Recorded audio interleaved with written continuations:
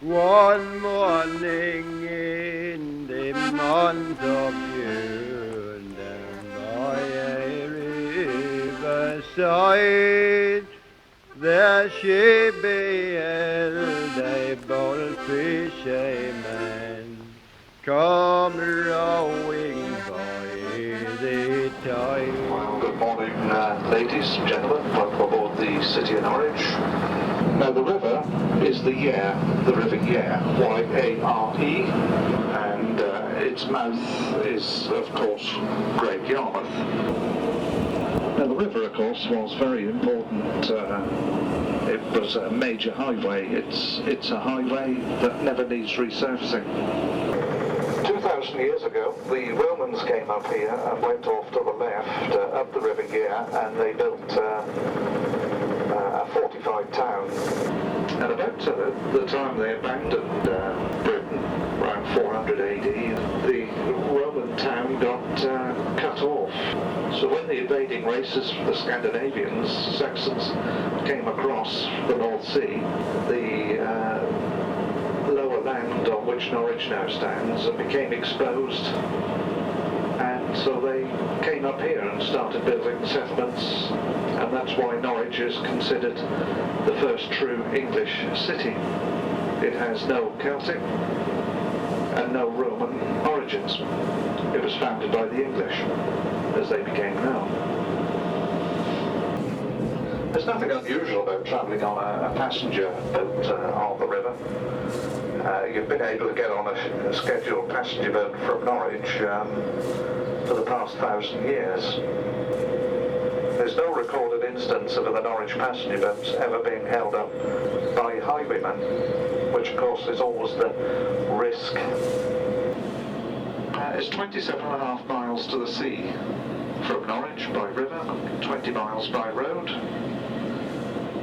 And at this precise moment in time, we're 18 inches above sea level. That's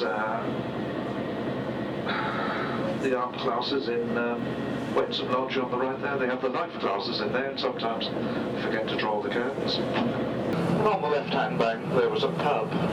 The pub was called the Monkey House. Quite why it was called that, I don't know. Probably the landlord kept a monkey. Now, the stone for the cathedral came from Caen in Normandy in France and was brought across the channel and up the river to Norwich. Well, you see that plate set into the bank. They used to burn people to death here. And we've never carried Princess Diana on the boat, but we've carried her father-in-law, the Duke of Edinburgh, her father, and a mother, but never her. Anyway, River clear, I came a-fishing for your sweet sake, all on this river. Okay, well I live in Surlingham, a quiet little village in Norfolk, and I work in Acle, which is about 8 miles away. But there's a river between here and Acle, and the only way for me to get to work is either to drive into Norwich to the A47 and then all the way out again, which is very wasteful of petrol, or I've got to find some other way of getting across the river, and so by putting my bike on the rowing boat and rowing across, cycling the rest of the way, I can save a lot of money and have a really good time. And I guess the River Yare is like a lot of rivers in that it can be really calm, still, placid one day. On the wildest days you get about a foot and a half of chop on there, which can be quite exciting really. We're whistling around the corners, and sometimes it takes about 15 minutes to get across, and another day it can just take 4 or 5, just depending which way the wind's going and the tide's going, which is just makes it all the more interesting and exciting. When school is really boring and you kind of get into a rut or a routine, a really bad day's weather or a really beautiful sunset or sunrise just makes the journey really exciting and worth doing. Well, I haven't fallen in at all yet, so thunder and lightning is interesting. The ice is the worst stuff, because when you get ice on the jetty, you think you've got a stable footing and you haven't, and I've had a wet foot before because my foot's gone in, but nothing more than that though. I've heard of guys windsurfing over the Thames before, and oh yeah, right. So, and I think there's somebody else who canoes across the Waveney in Suffolk. Is that the one in Suffolk? Yeah. No, the Deben. The Deben's the one I'm thinking of. There's someone who canoes across that. So, I suppose putting the bike on there as well is a little bit unusual, but it knocks a few more minutes off, so.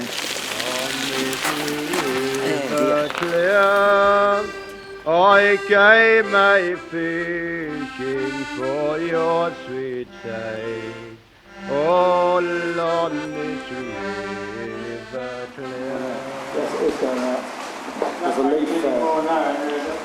There's a leaf there going out. Yes, but that leaf's going out.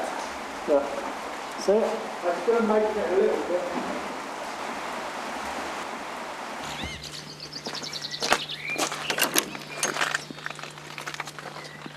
40 years, never been touched it. That's one, and that's another.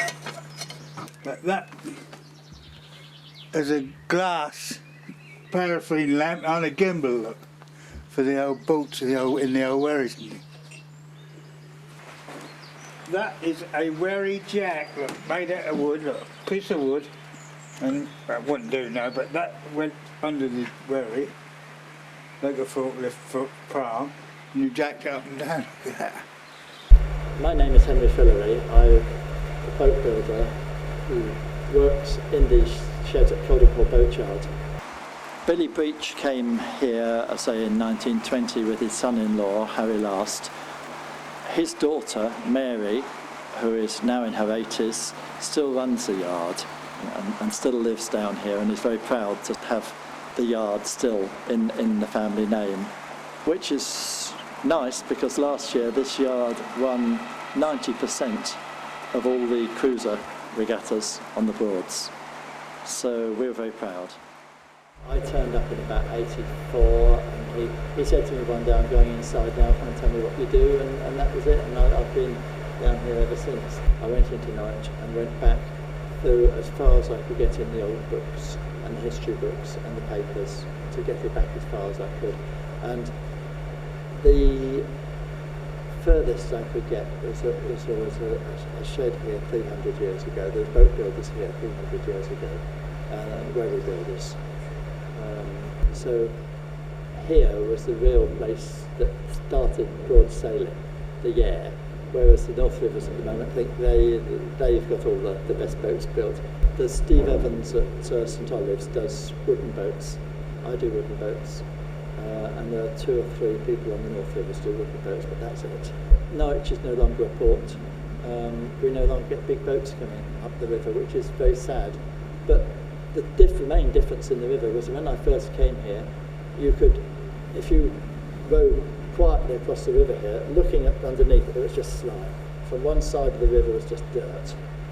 Now the river is clear, we get swarms of little fish on here, flatfish, flounders, little roach and bream come here, and there's lovely water weed everywhere on the river. The river is alive now, whereas it wasn't.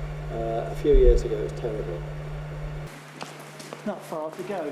You can stay in here with the camera, but we've got to get her alongside before she sinks. She's not sinking, which is something. On this river clear, I came a-fishing for your sweet sake, all on this river clear.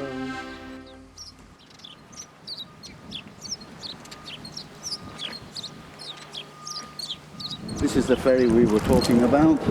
The hydraulic drive turns the winch, so something's got to go, and once you lift the ramp up, away she goes across. And then you put it into reverse and she comes back. It's quite simple. My name is David Archer, proprietor of the Ferry Inn, and also we run the car ferry across the river here. We seem to think there's been a ferry here since the late 17th century. May have been an old rowboat at the time. In the early days, of course, it would have been horse and cart traffic.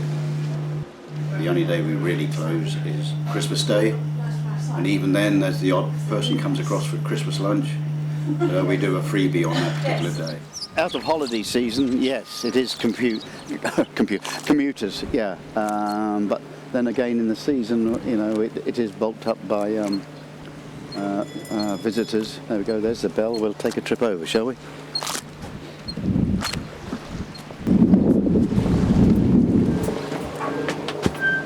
Firing her up.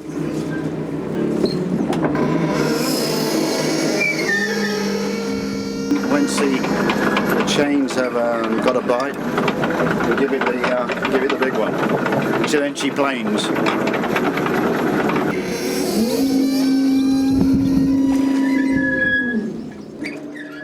The family actually bought the ferry in and the ferry rights in 1949, January 1949. It was hand-wound when we first came, and there was a rowboat to take foot passengers and bicycles, a single scull at the back of the ferry boat.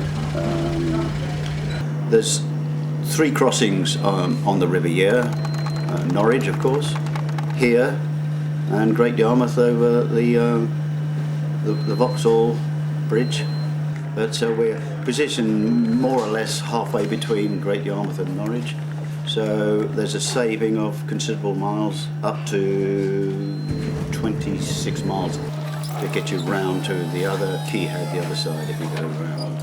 Many years ago with the old boat we did have about 30 cattle on, which was quite exciting because they all got up one end and nearly sunk the boat.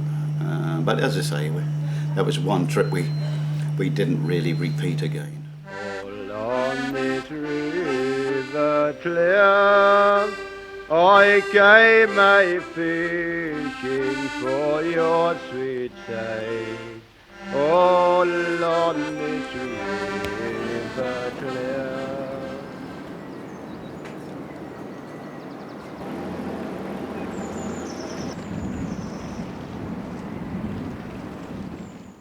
I'm Richard Clark. I'm the last fisherman in Great Yarmouth and I'm skipper of the Eventide. For the last 20 years I've been fishing from Great Yarmouth, which is at the mouth of the River Yare. At one time Yarmouth was the busiest fishing port in the world, but in the last 40 years it's gone into decline like many sort of ports around England and the British Isles. At one time, that has actually said that you could walk across the river from deck to deck on the fishing boats. In the 1960s, the herring drifters finished fishing here, and I think in the mid 1980s there was 10 boats fishing here, and from then on it's just declined just down to us. The others who used to fish here. A couple have moved away from the area, one chap has retired, and the rest of the vessels along the quay here are mostly angling vessels and survey vessels. The main reasons, I think, is probably because the quota system is so unfair. Just yesterday we were chucking cod back over the side because we'd caught a quota, and there's a French trawler steamed past us to fish off the Yorkshire coast, and in a couple of days' time he'll come back past us full up with fish. At the moment, this month, we're only allowed to catch 100 kilo of cod, and basically that's not enough to keep a vessel like this going. The quotas have been brought in the last 20 years, and every year the quotas have just got lower and lower, yet we want them to increase. When the fish stocks increase, we'd like a quota increase as well. I think there's a future in fishing as long as we're given enough quota to fish with, and the fishing's been excellent this year, and I think if the fishing continues being good and the quotas increase slightly, more people will come back into the fishing industry. One morning in the month of June, down by a riverside, there she beheld a fishermen come rowing by the tide, come rowing by the tide. There she beheld a bold fisherman come rowing by the tide. Morning to you, bold fisherman, come you fishing here? I came a-fishing for your sweet sake, all on this river clear.